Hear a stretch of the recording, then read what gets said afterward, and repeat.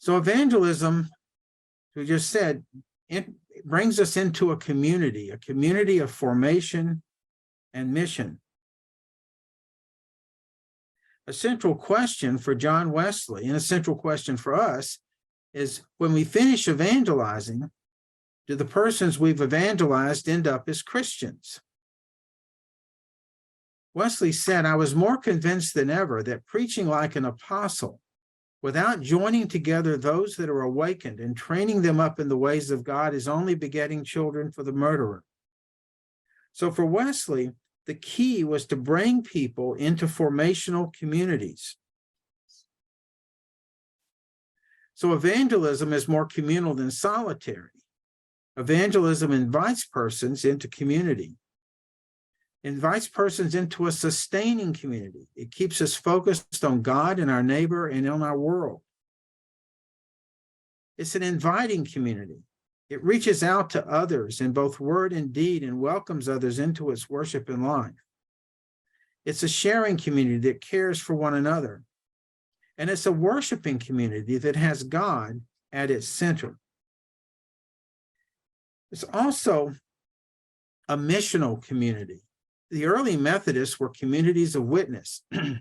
Their way of life together was a witness of new possibility, a community of people whose relationships are governed by love for one another.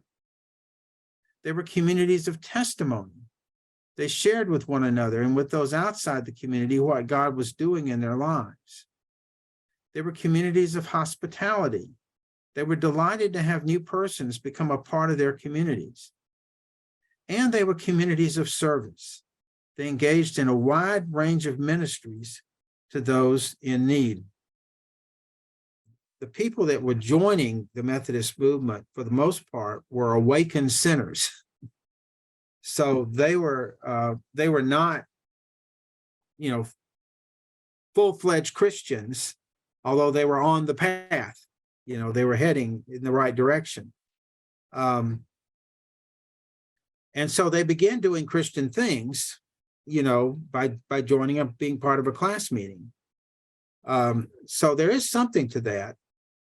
I do think, like George Hunter's experience, inviting people to do things, if they're outside the church, to come and join, might be an entryway for people to encounter that reality just by being part of a people who are living it out, for which it's real, and then they kind of pick it up, what C.S. Lewis called a good infection, But if they become something like a seeker out of their experience, then he would want to have a place for them to be, something like a class meeting. And so that they could begin to explore, learn, grow, and continue to do things. And it's a question of discerning where people are at. But there needs to be a pathway. What churches call a pathway to discipleship now.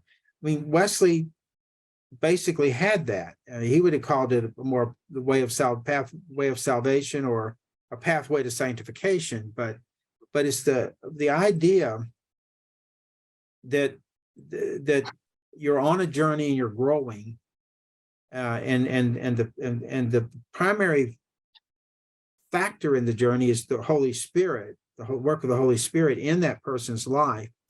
But the Holy Spirit doesn't force itself on people. One has to be open and receptive, and the Holy Spirit, on a given occasion, can do something pretty direct and surprising to get people's attention.